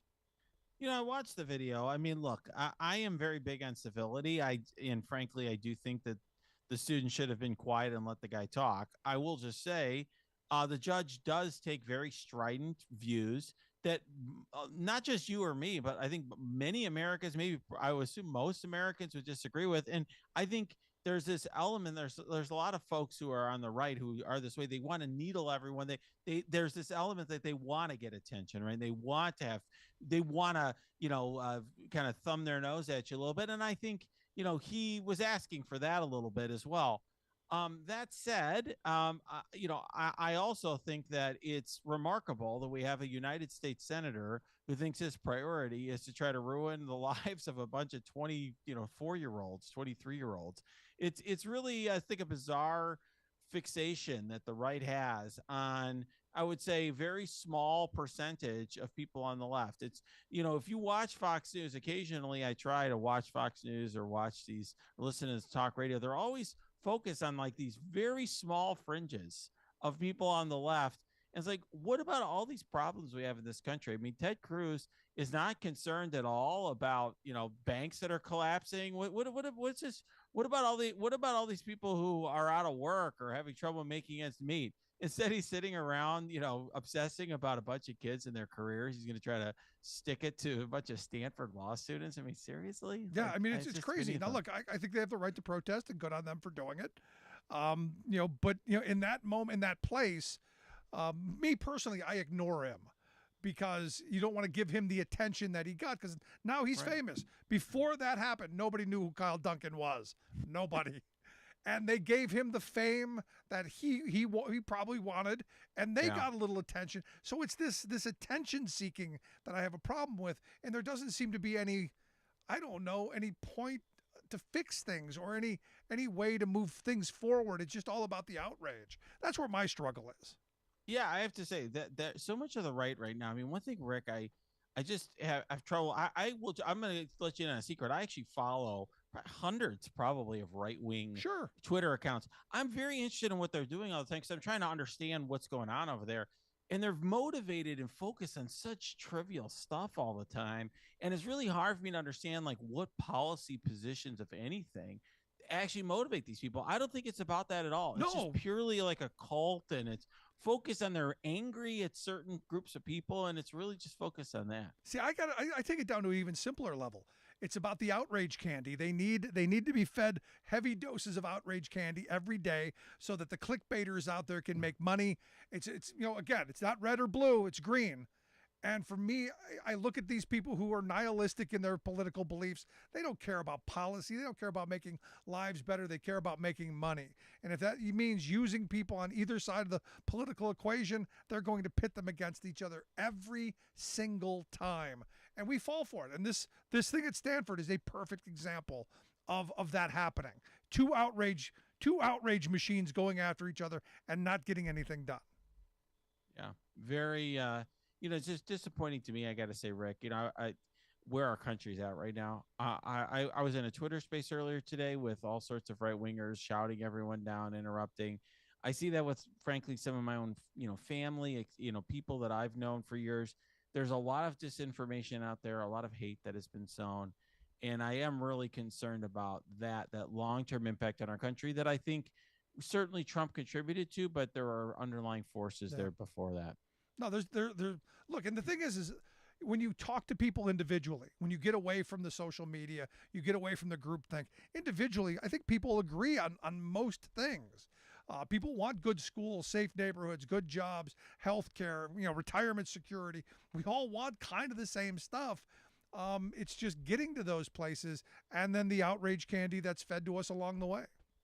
Yeah, absolutely. I will just say one of the hardest things for me to see, and I'm curious if you agree, is some folks who are in unions who have been fed a lot of disinformation, and talking to these people, sometimes people who actually believe things that are against their own self-interest, but they've just in many ways they've been fed a lot of stuff about who's to blame for the whatever situation they're in. It's the reason I started this show 18 years ago. And I'll tell the story I've told it 1,000 times. We moved to a new area. My union brothers and sisters, a number of them were saying, we'd make more money if there was no union here. Wow. And I asked them point blank, where is that happening? Where? Show me. Show me where that in the real world, not in the world that you want to believe, but in the real world. And then if it exists, why aren't you there? And I had a guy come back to me and go, no one ever asked that question. And when you looked at talk radio, my truck driver buddies were consumed with right-wing radio from morning to night, and there was no alternative. So the goal that we started off at Labor Day 2005 was to add just a little bit of balance and ask some of these questions that are thrown at us as common sense or as common policy when they're not common. And there's not enough of what we do on the airwaves. There's not enough balance. We need more. Yeah, my dad was a truck driver for a long period of time. He's a cashier at Walmart now, but he was. I think that really, in many ways, infested a lot of his views. Was listening to right wing radio for so long and so much, and I could see the change in him. What really, I think. There's definitely a way in which it almost cultivates hatred. Like you said, there's this diet of outrage and treating other people as less than people, and that I find that so abhorrent. And but understand, it's sad. The working class of this country has been harmed in immeasurable ways in my lifetime. I've watched as manufacturing has been stripped from communities, their identities have been taken. We did a tour back before the election in 8 states where these used to be places. Akron, Ohio used to be the rubber capital. Toledo used to be the glass capital. Eau Claire, Wisconsin used to be rubber. And there were all of these tires. I mean, there used to be all of these places that used to be, and those factories are gone. And nobody helped those people. The only thing that filled that void was right-wing talk radio, because Democrats sure didn't help them, because it was Democrats who were pushing these horrible trade deals in a lot of spaces. The unions didn't help them because we got no more members in this place. We got to go and service our members where they are. So they felt abandoned. And the only person who was there was right-wing outrage radio to blame. It's the government. It's the others. It's not you. It's them. Yeah, it's interesting. Whenever I go, particularly to rural parts of Illinois, when I ask people, what are the number one issue to you? It's jobs. Yep. Jobs is 100% the issue around across so much of the country. And if Democrats want to understand why they've lost huge swaths of our country, a lot of more rural areas in particular, that's why the focus is not on jobs and really, job creation. And by the way, you're talking about unions. What about unionizing, sectors that have not been unionized before? There needs to be more attention being, put on the fight to unionize Starbucks and just in Amazon and a lot Well, of they're other trying, places. but the fact is our labor laws are so badly broken and antiquated, and the power is in the hand of these big multinational. Starbucks is a perfect example. You've got the administrative law judge saying, they've broken, hundreds of rules. They're still getting away with it. Oh, you have to post a notice. The dreaded notice. Oh, we promise not to do it again, Renato. We won't do it until the next time. And this is, again, another one of these moments where Democrats, they failed in perfect example. I think back to the Clinton era. As all these factories are going away and all these manufacturing jobs, these union manufacturing jobs are going away, the Clinton response is, well, we'll just get them training. We'll get them education. We'll get them this next thing. So they went and they got these trainings, and it got them wages that were half as much as they were earning. Their lives got noticeably more difficult. And who cared? Nobody. Which is why you have this working class anger, I believe, that I think Joe Biden is finally realized is a problem and is working to do something about. Reshoring some manufacturing, talking about taxing the very wealthy. I think some of these policies down the road could be very helpful. Yeah, I agree. And I think some of his legislative priorities have just been very savvy from a perspective of trying to appeal to that group of, that group that has really felt like they've been forgotten. I mean, infrastructure is a great example. Yep. It's pouring a lot of money into portions of America that really could use it. It's creating a lot of jobs. It's something that people can see and that makes a lot of sense to them, right? And, it's what and government needs to should happen be doing. is Biden needs to do a much better job of going, hey, that's me doing that. Like I've been saying, big 20-foot cardboard cutouts of Biden pointing at it going, I did that. Because, look, I've got Trump supporters who believe that Donald Trump rebuilt our infrastructure. They didn't pass a single infrastructure bill. Correct. But he talked about it enough to where they believed that it was going on. Democrats don't do this, and they better get their heads out of their behinds and start taking credit for stuff that they actually do and fight against the stuff that they're getting blamed for, or we're going to continue to see what's been going on. Yeah, I agree. I will also say I think one mistake that the right has made with President Biden, they keep portraying him as somebody who's like doddering and doesn't get much done. Yeah.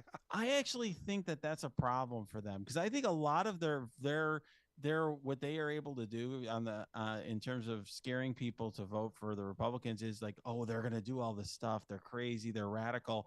If worst thing Biden's going to do is sleep on the job for 4 years, that for a lot of Republicans, that's fine. For average Republicans, not the crazies who are, whatever, watching Newsmax, but the typical person who might vote Republican or often votes Republican. Okay, he's going to sit around and do nothing. That's fine. Like, that's not that dangerous, right? No, look, I voted for his administration. I voted for him in an administration that he brings in that's going to move us away from neoliberalism, going to strengthen the workers' ability to organize and collectively bargain, and to rebuild a prosperous working class. That's why I voted for him.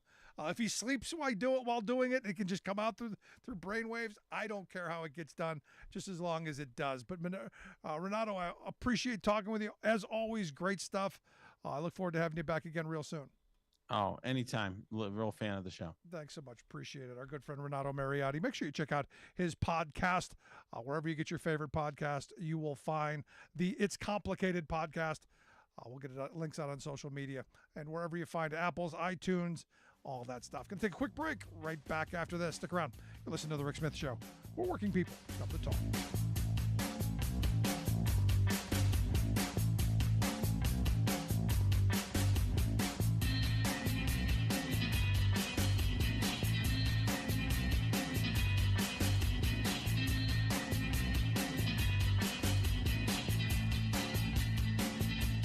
I'm Rick Smith, and this is Labor History in 2. On this day in labor history, the year was 1854. That was the day that the founders of what became the Republican Party met in Ripon, Wisconsin. The idea was to form a new party, opposed to the Southern labor system based on slavery. That July, the Republicans held their first convention in Michigan. Their motto became free soil, free labor, free men. But as historian Eric Foner has explained, proclaiming the superiority of free labor was easy. Implementing that vision proved more troublesome. Women and free black residents living in the North often found it difficult, if not impossible, to find safe, good-paying jobs in the so-called free labor system. 2 years after the new party was founded, Republicans ran their first presidential candidate, John C. Fremont. Fremont was a military man, explorer, and mapmaker of the American West. He carried 11 northern states, but failed to win the presidency. The next election, Republicans nominated Abraham Lincoln. Abraham Lincoln won 18 northern states, and for the first time, a Republican sat in the White House. With the victory of a free labor candidate, the country stood on the brink of civil war.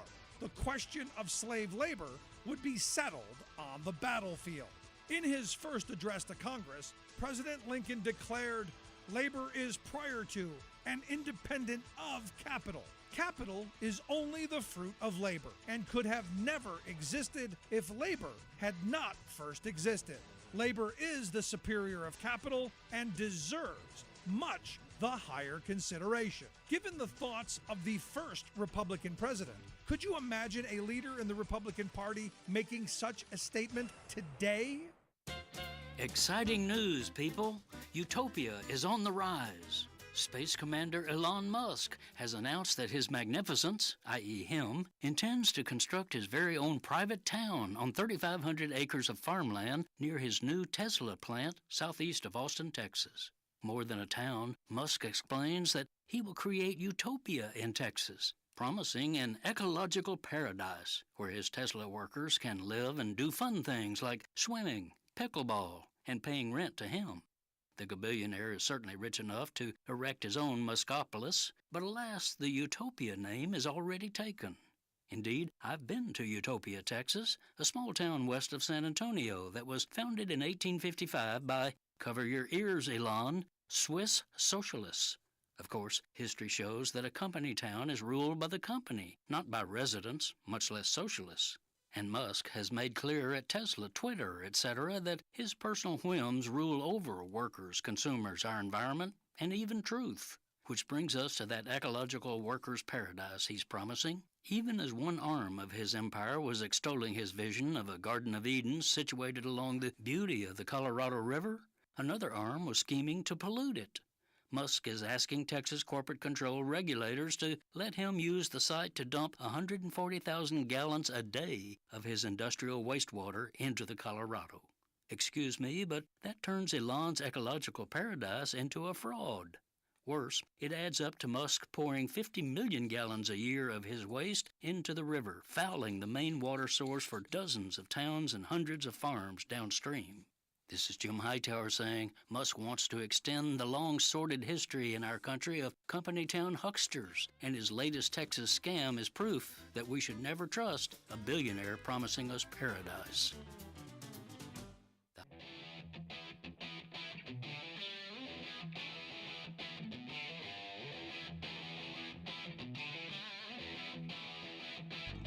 Welcome back to the Rick Smith Show. Now, here is Rick Smith.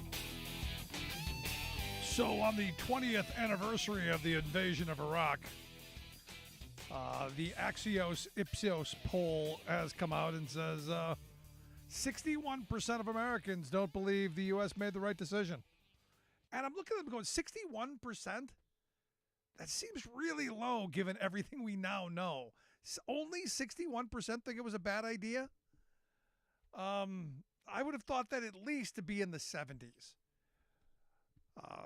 Unless you made money off of it, because there's nothing positive. I see nothing positive out of that. Anyway, here to share some thoughts on the 20th anniversary. I've asked my good friend Bob Ney, former Ohio congressman and political analyst, to come share some thoughts. Bob, thanks for taking time for us. Thank you, Rick. So, does that seem low to you? 61%?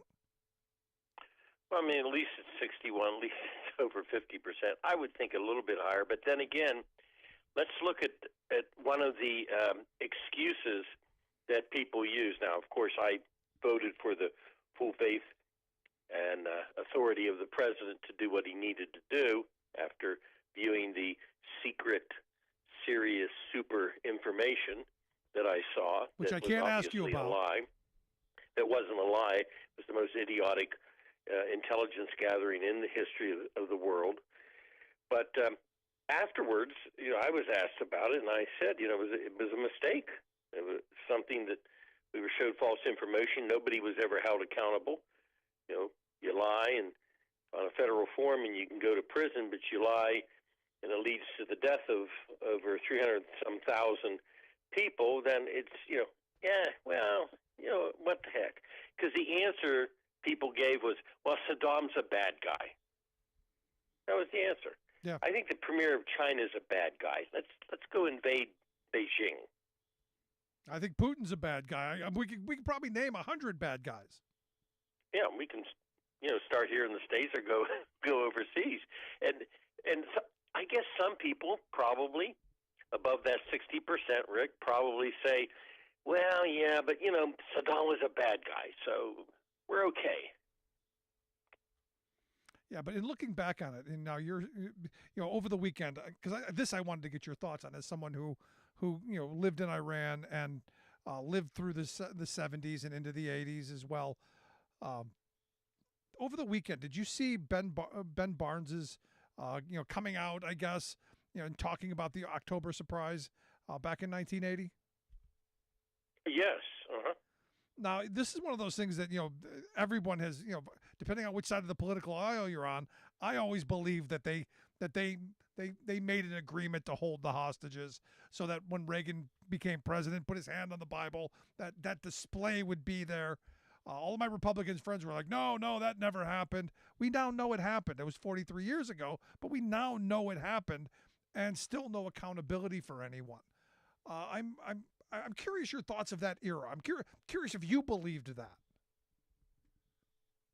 Well, I read with great interest because I lived in Iran, and when I was in the Congress, we worked on Iran issues. I worked with a lot of people, including, by the way, Senator Biden at the time, in his office. And so when I looked at that, I thought, okay, it's plausible. Former Governor Connolly's son said, his dad never mentioned Iran, but it's very, very plausible. Now, we do know, I think, historically that the Iranians feared, what Reagan would do, and so that was a given. They feared what he would do right after the swearing in. We used to say he'd take his hand off the Bible and put it on the button, and the Iranians thought that. But that was, of course, the release while they were on their way to the Capitol. The question is, what happened beforehand? And it's very interesting that, somebody he was the lieutenant governor, right? Yeah. And somebody who was lieutenant governor would make that type of statement. I think it's got some credibility to it. There's also been some theories out there that the mission was sabotaged at some point in time by somebody, the mission in the desert with the two choppers, to make Carter look bad and for the military complex to get somebody elected that was more favorable to them, which would be Ronald Reagan. Yeah, no, I didn't talk about the conspiracy theories around the filters and all the stuff that I've heard over the years. But, all of this stuff. And the sad thing is, and the reason that I bring this up is, the anniversary of Iraq, this with Ben Barnes, these clearly are things at the time that people were calling for investigations on and people to be held accountable for. And we're kind of in a moment where people are calling for an ex-president to be held accountable. So it seems like this kind of all fits in together in a certain way. No? Right. Well, I was asked a question today about the 20th anniversary of the Iraq invasion, and there's also, a lot of speculation, obviously, and I think you throw it out there, John Bolton's of the world and people, the industrial military complex, and feeding the false information through Ahmed Chalabi, who, was pointed out to me in London when I was there. They said, you see that guy? You know who he is? And I said, no. They said, he's going to take your country into war. I was told that about 6 months before the war started, but I never put two and two together. That I thought, that's just a conspiracy theory, But here's the saddest part of this 20 years today. And you and I have talked about this many times. Why, and both parties have skipped over it, why were the people, and they know who they were, that showed us the information, why are they not brought forth even before the Intel Committee, if they want to do it, I guess, closed door? Do we have to wait 40 years from now? Why are they not brought forth and asked, why did you give that information? Where did you get it from, so that history doesn't repeat itself? No, this is my point exactly, and why I thought today was a perfect day to do this. Look, I mean, I look at Trump, and people say, "Oh, we've never done this in the past." The "let sleeping dogs lie" thing has always been the, he's out of office. What harm can he do now? That kind of stuff. There's a point at which you go, enough is enough already. And look, I do want to go back and find out, what happened 20 years ago. I want to know what happened 43 years ago. I think the only way we can move forward as a country is if we actually hold people accountable and there is some bit of transparency. Well, it is. I had noted in my book at one time, I said, look, I had a charge of the falsification of a federal document, which was an inside congressional travel form, right? Okay, so I said, okay, it's $7,000, $8,000 off on the form. So I lied, and then I also followed it up with they lied, and people died. A falsehood is a falsehood. Why were these people not held accountable? Yeah. Why do current members who are sitting there who voted for this, I don't care what party they are, why don't they say, drag these people forward? Make them talk about, where they got the information, why they got, who gave them the information.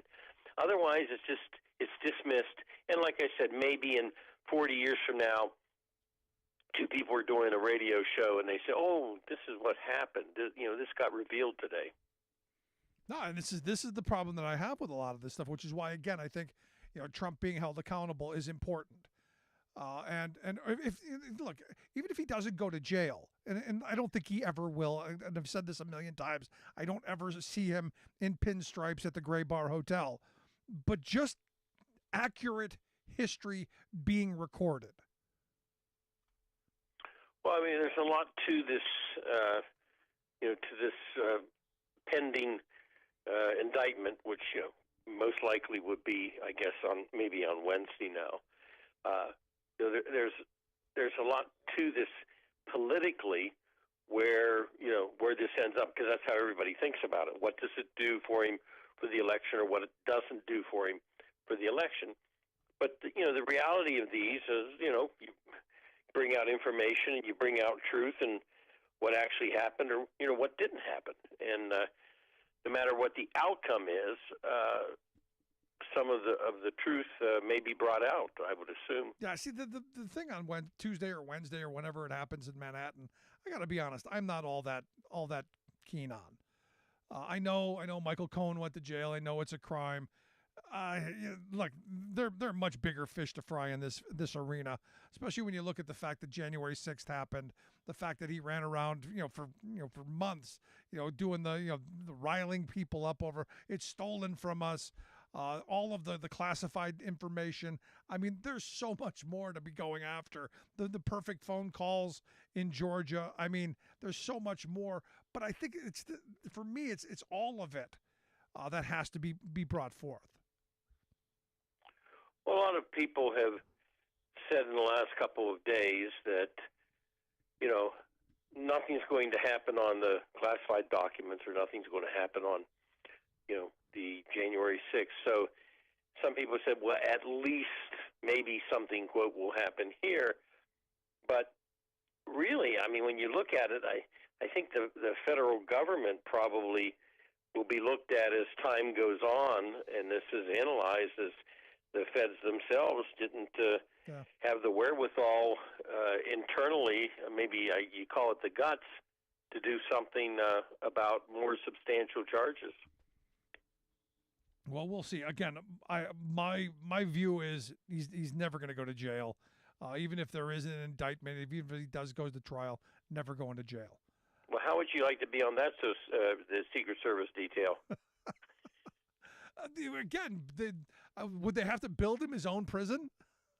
I mean, either the Secret Service would have to go with him, which I doubt, but he would have to be basically in isolation somewhere. Yeah.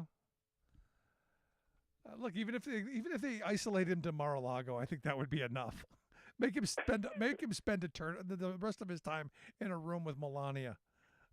I expected you to say that he would be isolated with somebody that you don't like, just to torture them.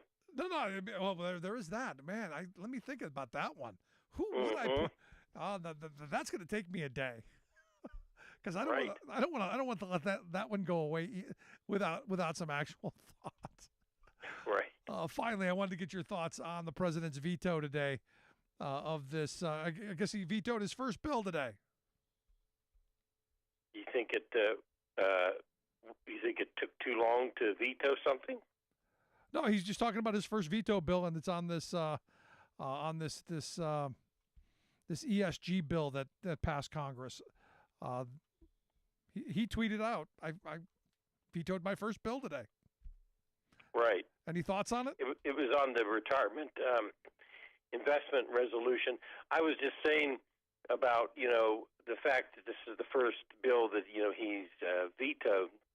But it would have, and I say that because I remember in the past some of our governors, people went to him and said, you haven't vetoed something.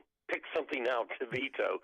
And I remember one of our governors vetoed a coyote bill, because he hadn't vetoed anything. But I think probably there wasn't much that President Biden had on his desk that there was an urging of a veto. On this one, of course, it was a resolution to overturn a retirement investment rule, and that rule allowed the managers of the retirement funds to consider the impact of climate change and other environmental, governance factors when picking investments. And they wanted to of course, Republicans wanted to pass it through, that arguing that the rule is, I think they called it woke policy. Yep.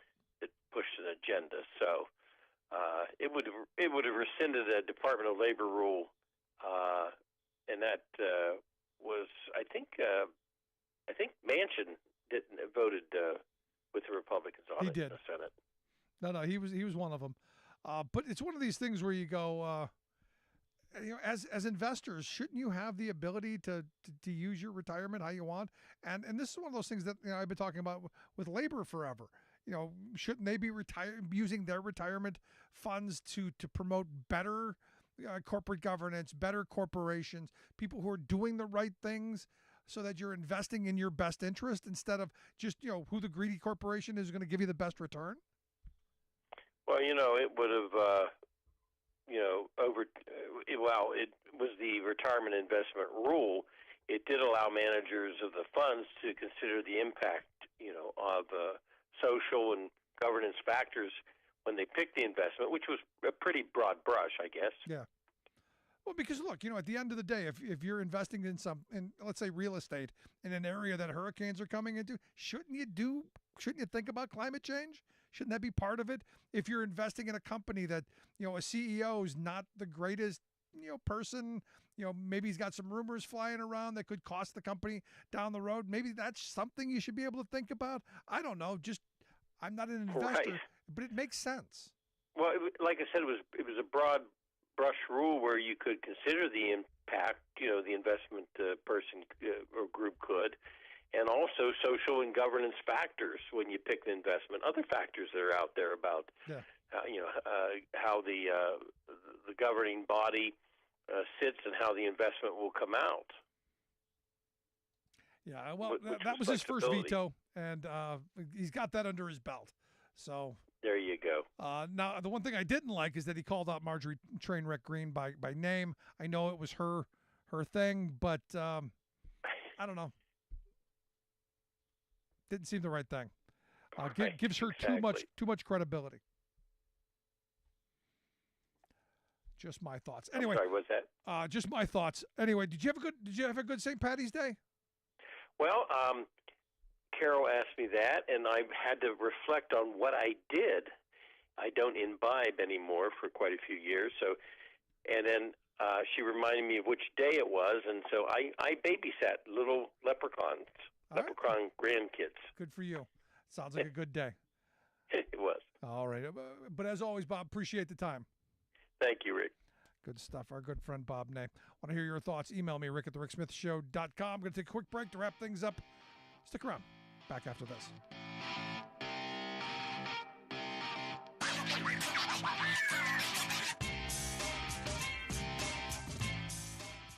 I'm Rick Smith, and this is Labor History in 2.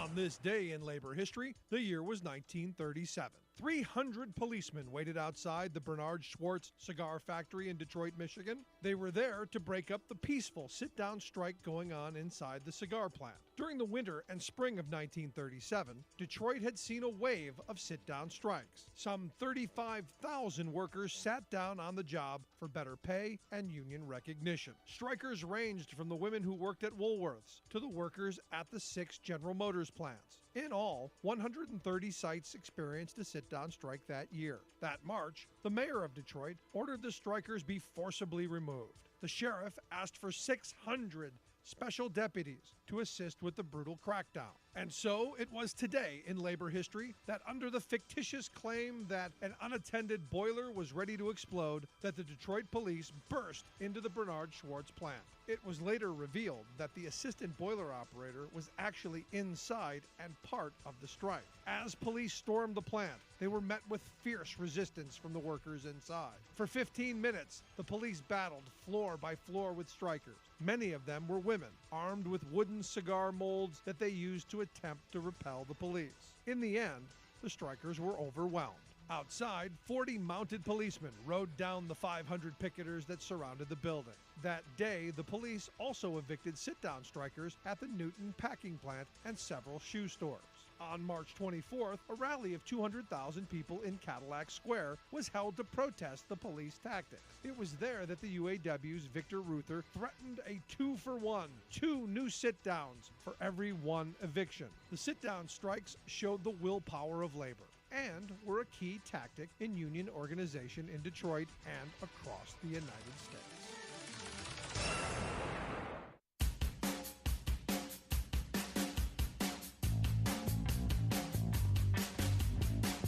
Welcome back to The Rick Smith Show. Check out our website, thericksmithshow.com.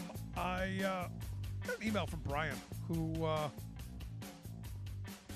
found the opening interesting in the fact that he's saying that child labor laws are being broken across the globe, not just here in the U.S., that they're setting up for the next recession/depression, as you said, to exploit labor of the future. And he points to this article from in South Korea. Evidently, South Korea their government had talked about implementing a 69-hour work week. Currently, it's 52 hours a week. They wanted to increase that to 69 hours. Now, as the article says, its plan was at odds with many other countries around the world and is well above the average 38-hour week in Australia. Now, you've got France that's got a 35-hour work week. You've got us that was supposedly a 40-hour work week, but throw in all the overtime. 69 hours a week. Don't let them import that here. Because again, this is another one of these. I know the argument is, and I hear this all the time. There are so many jobs out there that nobody's taking. Don't you know, Rick? I've heard this. Got to be 1,000 times. There's so many jobs out there that lazy people don't want to take because have you seen the jobs boards? And the reality is the Wall Street Journal had an article that pointed out, the newspaper of the investor class. They wrote, and I quote, hiring managers acknowledge in a survey of more than 1,000 hiring managers last summer, 27% reporting having job postings up for more than 4 months. Among those who said they advertised job postings that they weren't actively trying to fill, close to half said they kept the ads up to give the impression that the company was growing. According to Clarify Capital, a small business loan provider behind the study, 1/3 of the managers said that they advertised jobs they weren't trying to fill. They said they kept the listings up to placate overworked employees. Let that sink in for a minute. They keep throwing those job postings up. It doesn't cost them anything. They keep throwing out there, we're hiring. We just can't get anybody. Oh my goodness, we just can't hire anybody. And I've heard this, and I know of a couple of places where this has happened, where I've sent people to go and apply and say, hey, tell them I sent you, and they never get called because the companies really aren't hiring anyone. They just keep the sign outside. They just keep promoting the fact that, hey, we're hiring, look at us, we're growing. Hey, things are good, when they're still working the people on the inside, overtime hours. It's all, and this is where you go at some point, honesty matters. But it's the narrative. Again, that picture, that narrative of, all these lazy people out there who don't want to work, while the people who are showing up are being taken advantage of, are being, are pushed to work more hours, pushed to work faster, more productive, without the benefit of, better wages. And this is where, again, I keep coming back to where my concern for the future is, and why at the beginning I started with the story of the 1912 Bread and Roses strike. Where you had these forces, unskilling labor, the de-skilling of the workforce, bringing in cheap, exploitable labor. I don't like to say unskilled, but people who were exploitable, people who were desperate, and abusing them in ways that, the skilled, stable workforce would have never tolerated. You look at the fact where we are right now. Savings are at a low point. Debt is going through the roof. All of the things are going in the wrong direction because that's what the powers to be want. And they're going to blame it all on Biden. It's all Biden's fault. And yet the Fed's doing a big part of this. Corporate America doing a huge part of it. You look at the bank failures. Oh, that's Biden's fault. No, not Biden's fault. It's those banks' fault. How do you not have a risk assessment manager? How do you not have someone mining the store? How do you not have someone making sure that, oh, hey, maybe we don't get overexposed? Oh, I know why you wouldn't have that. Because you knew you were going to get bailed out down the road. You knew you could take all of these unreasonable risks. Because, there's always a backstop. Because no one's going to let you crash the economy. And I know I've had people say, well, this time's a little different. It's the shareholders who took it on the chin, and it's the bank executives who all got fired. And those are true. But again, we still don't know how deep this is going to go, because how many of these people are going, hey, hooray for me and the heck with everybody, literally everybody else. But I found that interesting and reported at the newspaper of the investor class. Who would have known that all these job postings would be out there and nobody's actually hiring anyone? Interesting. Want to hear your thoughts? Email me, rick@thericksmithshow.com. If you miss any portion of the program, make sure you grab the podcast. Wherever you find your favorite podcasts, you will find The Rick Smith Show there and easily accessible. Appreciate you tuning in.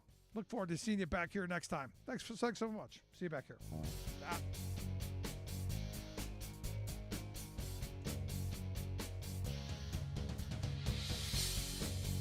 You've been listening to The Rick Smith Show. Email Rick at rick@thericksmithshow.com. Until next time, this has been The Rick Smith Show, where working people come to talk.